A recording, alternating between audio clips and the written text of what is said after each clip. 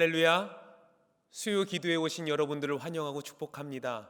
우리 사도신경 하면서 하나님 앞에 거룩한 예배를 드리도록 하겠습니다. 나는 전능하신 아버지 하나님, 천지의 창조주를 믿습니다. 나는 그의 유일하신 아들 우리 주 예수 그리스도를 믿습니다. 그는 성령으로 잉태되어 동정녀 마리아에게서 나시고 본디오 빌라도에게 고난을 받아 십자가에 못 박혀 죽으시고 장사된 지 사흘 만에 죽은 자 가운데서 다시 살아나셨으며 하늘에 오르시어 전능하신 아버지 하나님 우편에 앉아 계시다가 거기로부터 살아있는 자와 죽은 자를 심판하러 오십니다. 나는 성령을 믿으며 거룩한 공교회와 성도의 교제와 죄를 용서받는 것과 몸의 부활과 영생을 믿습니다. 아멘.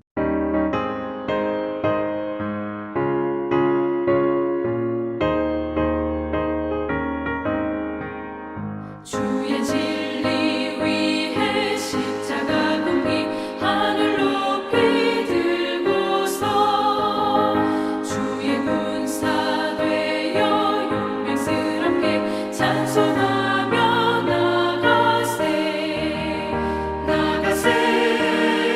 나가세 주 예수만을 위하여 목숨까지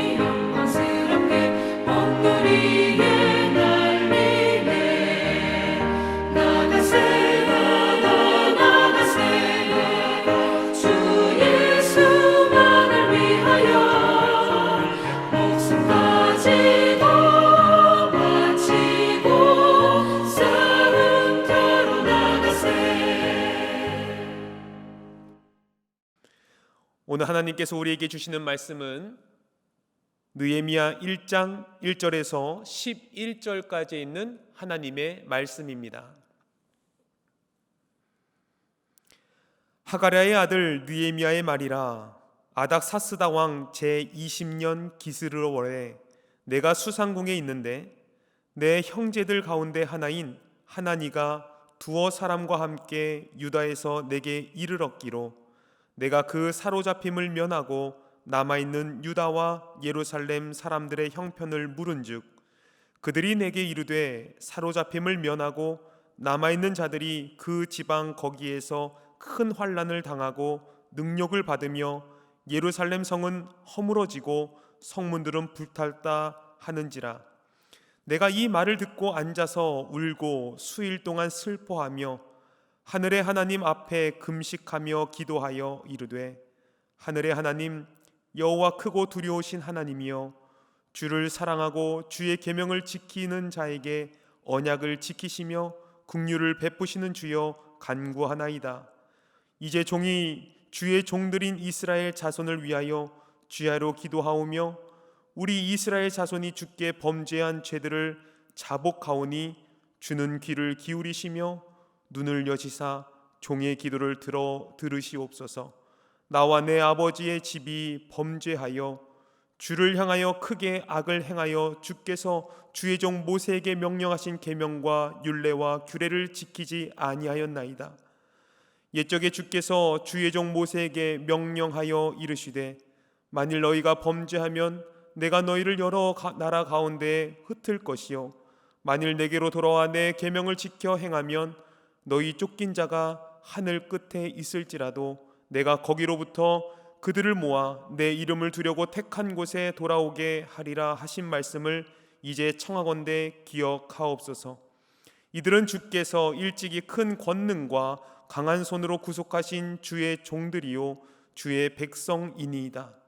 주여 구하오니 귀를 기울이사 종의 기도와 주의 이름을 경외하기를 기뻐하는 종들의 기도를 들으시고 오늘 종이 형통하여 이 사람 앞에서 은혜를 입게 하옵소서 하였나니 그때에 내가 왕의 술관원이 되었느니라.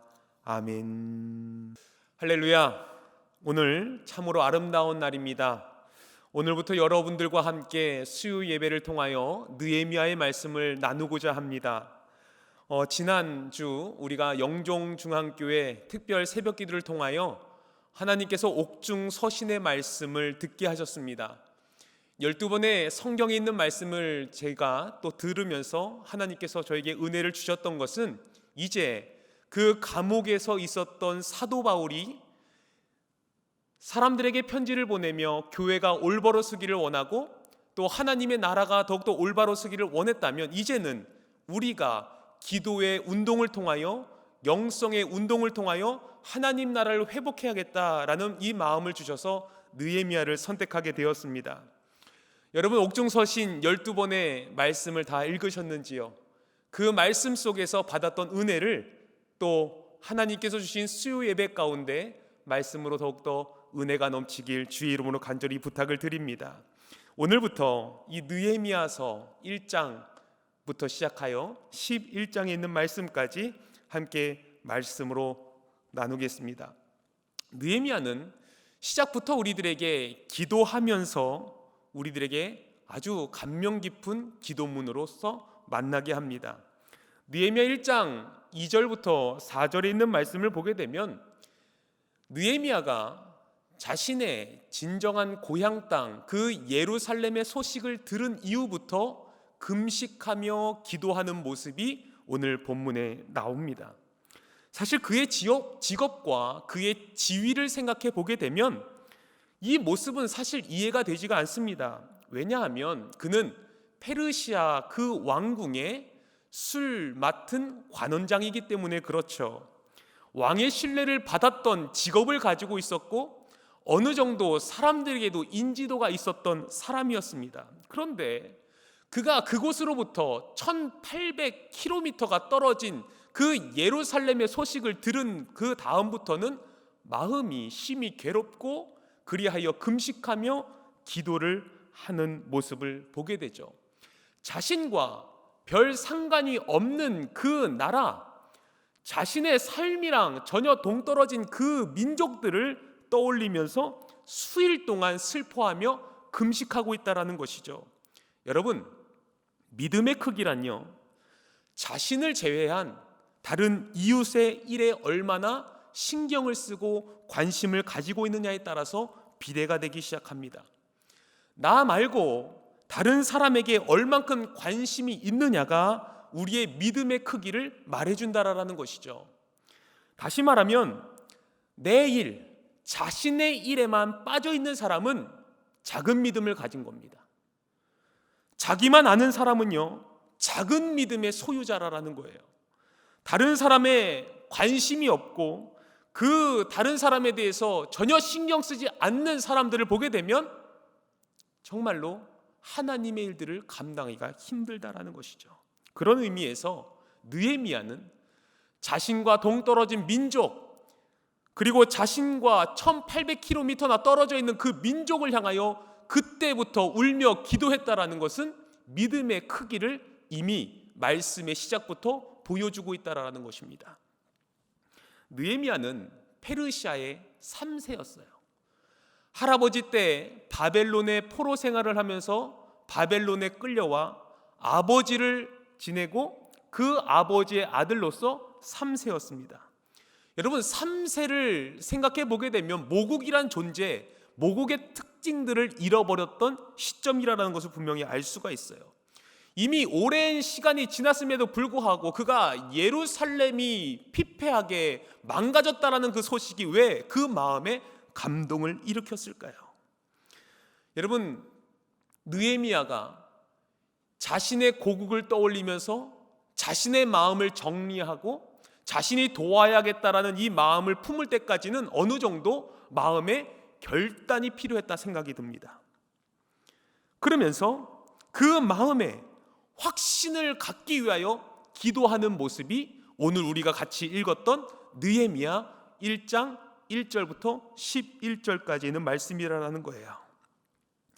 느헤미야는요, 들을 귀가 있었던 사람이었어요. 아픔의 소리를 들을 수 있었던 사람이었어요. 그러니 믿음의 크기를 볼 수 있죠. 민족을 위해 기도하고 있기에 이 민족의 아픔을 해결하기 위한 그 열정이 그 마음 가운데 솟구치기 시작했다라는 거예요. 그리고 그 음성이 들려왔을 때 느헤미야가 보였던 가장 첫 번째 모습이 기도하는 모습이었다.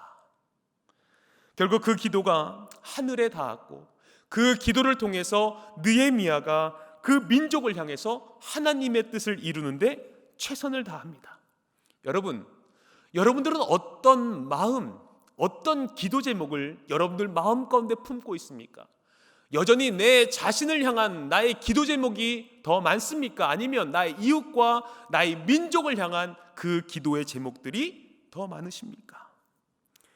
저도 오늘 이 말씀을 나누면서 저와 여러분들이 느헤미야처럼 들을 귀가 있는 사람이 되기를 간절히 바라고 그 하나님의 음성을 들음으로써 우리들이 순종으로 나갈 수 있는 힘이 길러지기를 주님의 이름으로 간절히 축원합니다. 여러분, 오늘 이 수요 예배를 통해서요, 느헤미야의 기도를 같이 볼 건데 회복을 위한 기도. 여러분, 느헤미야서를 잠시 이야기하자면 이 느헤미야, 바벨론에게 멸망당한 이스라엘 땅 남유다가 이미 70년간 포로 생활을 하게 됩니다. 그 70년 이후에 정말로 멋있고 거대했던, 튼튼했던, 강성했던 그 바벨론의 나라가 페르시아에게 멸망을 당해요. 하나님께서 약속하셨죠. 그 예언자들에게 이야기하셨습니다. 너희가 가서 70년만 고생을 해라. 내가 너희를 다 반드시 돌아오게 하겠다. 분명히 그것을 약속 지으신 것을 감당해 주셨어요. 결국 페르시아 때 그 고레스 왕을 이해해서 예루살렘으로 귀환을 하게 됩니다. 1차 귀환이 나와요. 화면에 보시면 주전 538년에 그 스룹바벨과 제사장 예수아를 통하여 약 5만 명이 다시 예루살렘 성으로 들어오게 됩니다. 그리고 그곳에서 예루살렘 성전을 다시 재건하는 역할을 20년 동안 감당을 해요. 자, 2차 귀환은요 80년 이후에 일어났는데 에스라라는 하나님의 귀한 말씀의 선지자를 통하여 말씀의 개혁운동이 일어나로부터 하나님께서 2차 귀환을 하게 하십니다. 약 4,000명 정도 귀환을 하게 돼요. 주전 458년이죠. 그런데 오늘 이 말씀은 느헤미야는 1차, 2차 귀환이 끝나고 3차 귀환 때 하나님께서 말씀해 주시는 겁니다. 주전 444년에 예루살렘으로 돌아오는 이야기. 그가 가지고 있었던 직위와 직업을 다 내려놓고 예루살렘 총독으로 오는 그 모습이 느헤미야에 다 담겨져 있어요. 결국 예루살렘 성이 무너지고 140년 만에 예루살렘 성을 52일 동안 수리를 하여 굳건하게 세워놓습니다. 여러분, 느헤미야의 이야기는요 성벽을 세우는 이야기예요.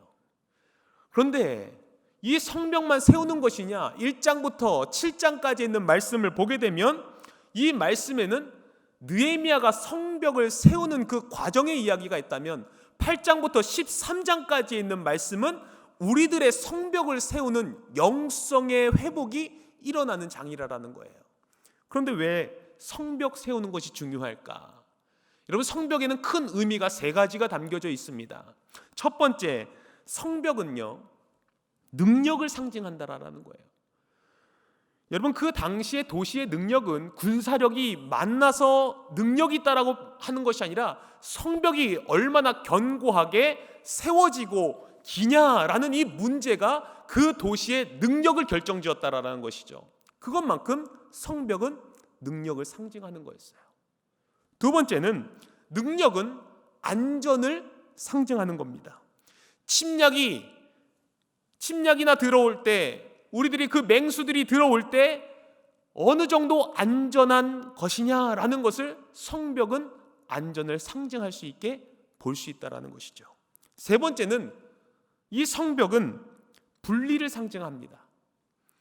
이 세 번째가 참 중요한데, 성벽이 무너졌다라는 것은요, 여호와 하나님을 섬겨야 하는 이스라엘과 성벽 밖에 있는 이방인들과의 그 분명한 선이 그어져야 되는데 이 분리가 망가져 있으니 이방인들도 하나님의 백성 이스라엘 사람들과 교류를 하기 시작하고 그 교류를 통하여 하나님의 생각과 이방 신들의 생각이 섞이는 것부터 죄가 시작되는 것이죠. 구분이 없어집니다. 구별이 없어집니다. 하나님께서는 이 모습을 너무나도 싫어하셨다라는 거예요. 그러니 성벽이 무너졌다라는 것은 능력을 상실한 거요, 안전하지 않는 것이요, 또 하나님께서 말씀하시는 분리, 이 상징이 깨져버렸다라는 거예요. 여러분, 요즘도 마찬가지입니다. 우리들의 성벽은 단단하고 견고하게 세워져 있습니까? 길고 높게 세워져 있습니까? 하나님의 성벽과 세상의 성벽을 가지고 여러분 잣대를 가지고 분명한 잣대가 여러분들 신앙생활에 적용되고 있습니까? 성도와 세상 사람들이 구분이 없어진 이 나라, 이 민족, 내 자신, 내 가정을 생각해 보게 되면 하나님께서 말씀하시는 거예요. 너는 나의 성벽이 무너졌다라는 거예요. 여러분, 거룩함의 경계가 사라져버린 이 시대에 무엇이 옳은지, 어떤 것이 하나님의 말씀인지 무너져버린 이 시대가 이미 느헤미야 성벽이 무너진 것처럼 우리 이 시대에도 성벽이 무너져 있다라는 거예요. 세상 사람들처럼 똑같이 자기 흥에 겨워서 살고 육신이 원하고 좋아하는 일에 취하고 살고 또한 그것이 즐겁고 행복하다면 과감하게 투자하며 살아가는 것이 이미 하나님의 성벽이 무너진 자의 모습으로 보여주고 있다라는 것이죠. 하나님이 원하시는 거룩함을 잃어버렸습니다. 기독교는요, 코로나 시대로 인해서 더 세상에 누구나 한 번씩 찌울 수 있고 한 번씩 까불어버릴 수 있는 그런 곳으로 전락해버렸다라는 거예요. 교회와 성도들을 생각할 때 이 세상을 변화시킬 힘이, 그 능력이 이미 사라져버렸다라는 거예요. 왜 이렇게 되었을까? 코로나 때문입니까? 전 아니라고 봅니다. 우리 안에 성벽이 이미 허물어졌기 때문에 그 능력, 안전, 분리를 이미 상징하는 성벽이 허물어져서 방치되었기 때문에 이미 우리들에게는 하나님의 능력이 나타날 수 없게 된 것이죠. 오늘 우리는 느헤미야의 영성과 그 리더십을 통하여서 이제 느헤미야처럼 무너진 성벽을 재건하는 우리 영종 중앙교회가 되기를 주님의 이름으로 간절히 축원합니다. 오늘 본문에 있는 말씀을 보게 되면 느헤미야는 이미 페르시아 수상궁에 있었어요. 왕의 술 관원으로 나름대로 인정받는 그 삶을 살아가고 있죠. 느헤미야 1장 2절에도 분명하게 말해주는 것처럼 그의 삶은 신하들이 있었어요. 그 신하 중에 하나니에게 유다와 예루살렘의 사람들의 형편을 묻게 됩니다. 느헤미야는 이 안정된 삶 속에서도 자신의 민족을 잃어버리지 않죠. 늘 백성들을 생각합니다. 그리고 그 나라와 민족을 마음에 품기 시작했어요. 여러분, 지금 여러분들의 심령 가운데 하나님의 나라를 위해서 힘을 쏟고 있습니까? 지금 내 직장이 편안하고 내 직장에 안주할 수 있지만 정말 이 민족과 하나님의 나라를 위하여 내 힘과 내 시간과 내 자산과 내 건강과 내 재능을 쏟고 있습니까? 하나님이 우리에게 주신 그 놀라운 일들을 어느 곳에서 만족하며 살아가고 있습니까? 여러분, 지금 성벽이 무너졌을 때 우리가 하나님의 나라를 위하여 수고하고 애쓰는 그 자리가 가장 좋은 자리라는 거예요. 그러기 위해서 우리가 일일 운동해야 합니다. 그 말씀으로 가까이 가야 됩니다. 수요 기도에 모여야 됩니다. 우리가 금요 기도에 함께 기도해야 합니다. 하나님의 귀한 말씀으로 속회 모임을 통하여 서로 더욱더 단단해져야 될 때라는 거예요. 성벽을 세우는 때다. 느헤미야는 술 맡은 관원장 그 자리까지 올라가는 것도 힘들었지만 그곳에서도 자신의 모습을 결단하며 그 자리를 내려놓죠. 꼭 기억하십시오. 가슴에 품은 비전이 있으십니까? 내가 가지고 있는 일평생의 소망이 있으십니까? 여러분, 그 크기만큼 하나님 앞에 쓰임받을 수 있다는 것을 꼭 우리들의 마음 가운데 잊지 말아야 된다는 거예요.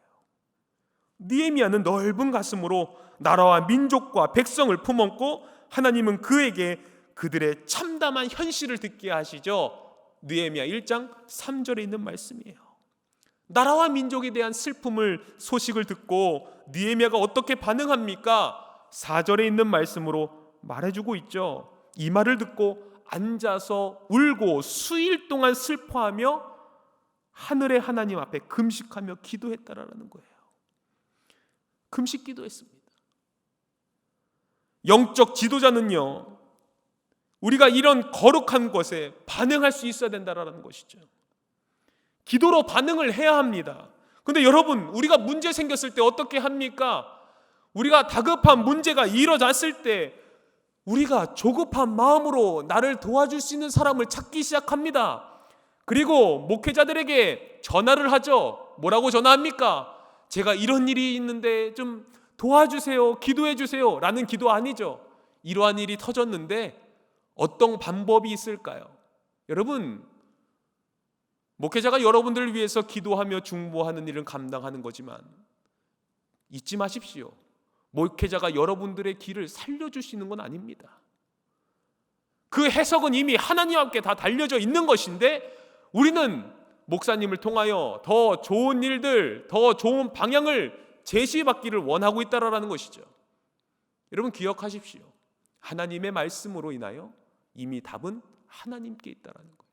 느헤미야는 하나님 앞에 그 마음을 먼저 울며 기도하며 금식하며 부르짖고 있었다라는 거죠. 한번 따라해 보시기 바랍니다. 기도가 앞서는 사람, 하나님 앞에 엎드려 기도할 수 있는 사람, 처음과 마지막이 기도가 될 수 있는 사람, 하나님은 그런 나를 통해 일하십니다. 오늘 느헤미야의 모습을 통하여 기도로서 짧게 5가지를 말씀으로 나누고자 하는데, 첫 번째는 느헤미야는 인내하는, 기다리는 기도를 했다라는 것이죠. 1장 1절의 말씀을 보게 되면 아닥사스다 왕 제20년 기스르월에라고 이야기합니다. 이것이 11월과 12월 정도를 이야기합니다. 근데 그가 그 슬픈 소식을 듣고 난 이후 2장 1절에 있는 말씀을 보게 되면 아닥사스다 왕 제20년 니산월에라고 이야기하죠. 니산월은 3월과 4월을 의미합니다. 한마디로 11월부터 4월까지를 이야기하자면 못해도 4개월 동안은 그가 슬픈 소식을 가지고 기도했다라는 겁니다. 여러분, 4개월 동안 기도하여 응답받은 느헤미야, 우리는 40일을 기도할 수가 있고 또 우리는 4개월을 기도할 수가 있고, 또 우리는 40개월을 기도해야 될 수도 있고, 우리는 40년을 기도해야 할 수도 있다라는 겁니다. 그러나 분명한 것은 하나님께서 그 안에서도 일하신다라는 믿음의 확신이 있어야 된다라는 것이죠. 두 번째로는 느헤미야는 하나님을 인정하는 기도를 했어요. 1장 5절에 있는 말씀을 보게 되면 하늘의 하나님 여호와 크고 두려우신 하나님이여, 주를 사랑하고 주의 계명을 지키는 자에게 언약을 지키시는 분이시여, 긍휼을 베푸시는 주여라고 하나님에 대해서 분명하게 인정을 해드린다라는 것이죠. 여러분, 믿음이 뭡니까? 하나님께서 살아계심으로 그분을 믿음으로 상 주시는 이심이라는 것을 분명하게 믿을 때 하나님께 우리들이 온전한 마음을 쏟아놓을 수 있다라는 거예요. 믿음이 있어야 사랑이 흐르고 믿음이 있어야 기도가 된다라는 것을 말해준다라는 것이죠. 이것을 먼저 인정하는 겁니다. 주님은 살아계신 분입니다. 주님은 크신 분입니다. 주님은 두려우신 분입니다. 주님께서는 사랑이 많으신 분입니다라는 것을 고백해야 된다라는 거예요. 느헤미야 기도는 하나님을 인정하고 높여드렸어요. 세 번째는 느헤미야는 죄를 고백하는 회개 기도를 합니다. 느헤미야 1장 6절에 있는 말씀을 보게 되면 이제 종이 주의 종들인 이스라엘 자손을 위하여 주야로 기도하며 우리 이스라엘 자손이 주께 범죄한 죄들을 자복하오니 라고 기도해요. 느헤미야가 회개한 이 기도는 두 가지의 의미가 있습니다. 하나는 우리의 죄로 고백하는 거예요. 죄를 지적하는 것이 아니라 우리의 죄가 있음을 고백하는 거예요. 나와 내 아버지의 집이 죄를 범하여 주를 향하여 크게 악을 행한 것, 이것을 용서해 달라라는 거예요. 우리의 조상의 죄에 대해서 용서해 달라라는 거예요. 너가 죄를 졌으니 이것을 가지고 그 사람이 회개해 라는 것이 아니라 그 죄를 가지고 있는 민족을 향하여 우리가 잘못했습니다, 내가 함께 기도하지 못했습니다 라는 회개 기도를 먼저 했다라는 거예요. 두 번째 1장 7절에 모세에게 명령하신 계명과 율례와 규례를 지키지 않았습니다. 이 기도를 합니다.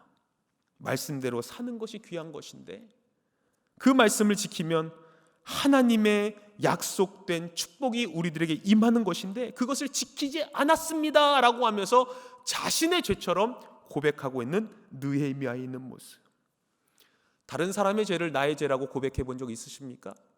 말만 들어도 너무 억울하지 않습니까? 나는 죄를 짓지 않았는데. 그러나 이 나라의 백성들이 행하고 있는 이 추악한 죄를, 교회와 신앙의 경계가 무너져버린 이 세대의 죄악을, 이 자신의 문제를 자신의 죄라고 생각하며 기도하는 느헤미야의 모습을 기억해야 된다는 거예요. 네 번째, 느헤미야는 하나님의 약속을 회상하면서 기도를 합니다. 8절에서 9절에 있는 말씀을 보게 되면 여기에 나타난 느헤미야의 기도의 요점이 무엇이냐? 조상의 죄악 그리고 우리의 죄악 때문에 바벨론의 포로로 잡혀가서 70년 동안 포로 생활을 했습니다. 그런데 이것을 끝까지 감당하면 하나님께서 다시 이스라엘 고국으로 돌이켜 주실 것이라는 약속을 하나님 기억해 주세요 라고 회상하면서 하나님께서 약속하신 것을 고백하고 있다라는 거예요. 하나님은 약점이 많으신 분이에요. 왜요? 우리가 주님 사랑해요 라고 고백하는 그 순간 주님께서 우리들을 찾아오시고 주님께서 우리의 죄악을 잊으시며 주님께서 우리를 안아주시기 때문에 그래요. 느헤미야는 그 하나님을 너무나 잘 알고 있었어요. 다섯 번째는 느헤미야는 주의 은혜를 구하는 기도를 합니다. 1장 11절에 있는 말씀을 보게 되면 이 사람들 앞에서 은혜를 입게 하소서라고 기도를 해요. 내가 이렇게 울면서 금식하며 슬퍼하며 기도하고 내 조상의 죄까지도 회개하며 기도하는데 주님, 이 기도가 헛되지 않게 모든 사람들에게 은혜를 입혀 주시옵소서라고 마음의 간절함을 가지고 기도한다라는 거예요. 자기가 잘 먹고 잘 살기 위해서 기도하는 것이 아닙니다. 사람들에게 하나님을 나타낼 수 있도록, 하나님이 그만한 전능하신 하나님이라는 것을 고백할 수 있도록 은혜를 입혀주세요라는 거예요. 저는 이러한 기도가 우리 영종중앙교회 이 모든 성도들의 입에로부터 흘러나오기를 주님의 이름으로 간절히 축원합니다. 모든 교회가 이 시대가 어렵다라고 발버둥치는 이 시대 가운데 기도가 회복되어 하나님의 나라가 확장되고 하나님의 나라를 통하여서 하나님 이 영종도 땅에 하나님의 은혜가 입혀지게 하여 주시옵소서. 영종도 땅에 영종중앙교회를 통하여 하나님의 역사가 쓰여지게 하여 주시옵소서라고 기도할 수 있는 우리 믿음의 거룩한 성도들이 되시기를 주님의 이름으로 간절히 축원합니다. 하나님 아버지, 오늘 느헤미야의 말씀을 통하여 우리들에게 귀한 은혜 주심에 감사를 드립니다. 나라가 어려움을 당했을 때 하나님의 마음으로 기도하며 금식하며 울었던 그 느헤미야의 모습이 우리의 모습이 되기를 간절히 원합니다. 예루살렘 성벽이 무너졌다라는 그 소식을 듣고도, 백성들이 황폐한 곳에 살아가고 있다라는 그 소식을 듣고도 여전히 나 자신만을 위하여 신앙생활하고 있던 나 자신의 모습을 오늘 이 시간 회개하며 나아가오니 긍휼을 베풀어 주시옵소서. 우리의 성벽에는 문제가 없는가? 우리의 기도에는 성령의 불이 함께하고 있는가? 우리의 민족의 죄를 가지고 얼마나 울어보며 기도하고 있는가? 우리가 교회를 위하여 얼마나 내 삶을 다하여 기도하고 있는가? 느헤미야 말씀을 통하여 하나님 앞에 다시 점검받을 수 있도록 인도하시고, 그 점검으로 끝나는 것이 아닌 하나님의 성벽이 올바로 세워지는 믿음의 공동체가 되게 하여 주시옵소서. 수요 기도회를 참여하는 모든 백성들에게 주님께서 기쁨과 소망을 더하시고 이 어려움 가운데 날마다 샬롬의 평화의 영이 그들의 가정과 그들의 삶을 붙들어 주시옵소서. 모든 영광 주님께 올려드리며 예수님의 이름으로 기도드리옵나이다. 아멘.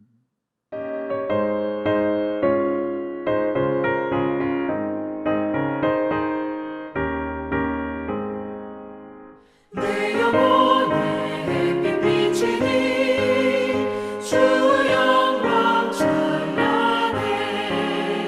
이 세상 어떤 빛보다 이 빛 더 빛나네. 주의 영광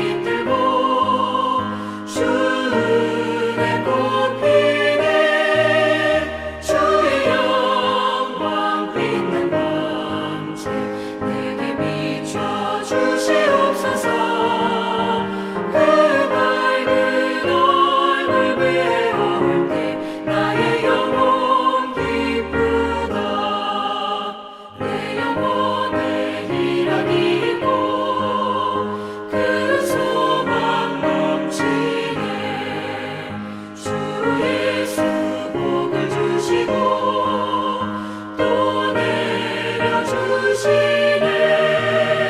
주의 영광 빛난 황제 내게 비춰 주시옵소서. 그 밝은 얼굴 배울 때 나의 영혼 기쁘다.